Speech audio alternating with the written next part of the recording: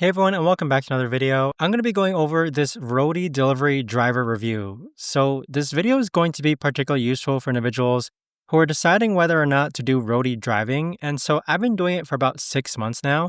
And I must say that it's probably the most unique delivery service out there, but here are some things that you should know and have to be aware about if you're thinking about doing this. Now let's start off with the pros with Roadie.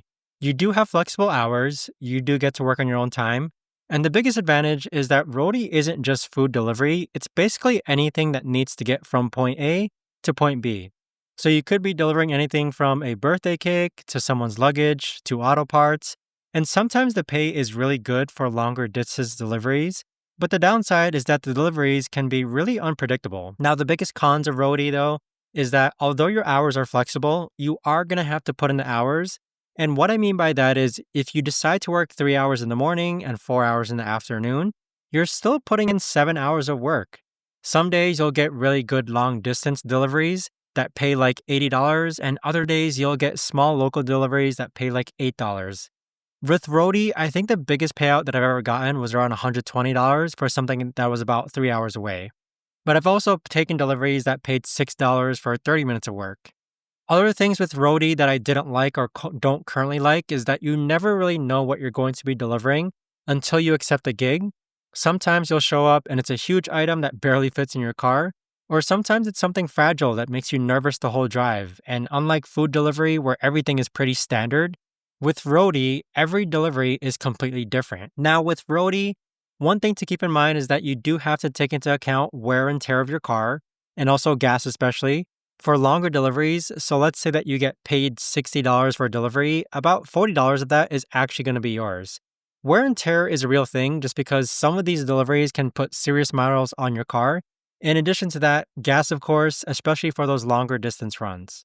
Now with Roadie, there can be a lot of downtime depending on your area because it's not as popular as some other delivery apps.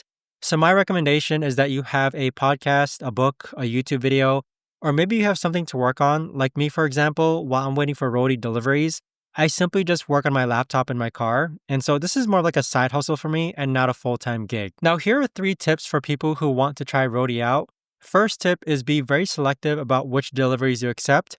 Always read the description carefully and look at the size and weight of the item before you commit. I've made the mistake of accepting deliveries that required a bigger vehicle than I had, or items that were way heavier than I expected.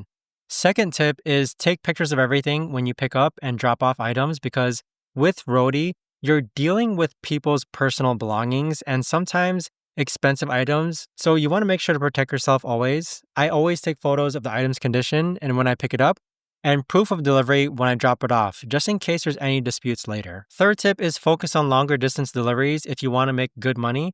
The local short distance deliveries usually don't pay too well, but if you're willing to drive an hour or 2 away, you can make some really good money. And my rule is that I try not to take anything less than $15, and I prefer deliveries that pay at least $20 per hour of driving time. But with Roadie though, I'd say it's been an interesting experience. The variety keeps things from getting boring, and some of the longer deliveries have paid really well. Roadie support is also pretty decent when you run into any issues, though sometimes it takes a while to get through to them. So with that being said, if you want to give Roadie a try, I'd say just try it out. You never know until you actually do try it out. But definitely be prepared for the unexpected and make sure you have a reliable vehicle that can handle different types of items. But I hope you found this video helpful, everyone. If you guys have any questions, let me know in the comments down below.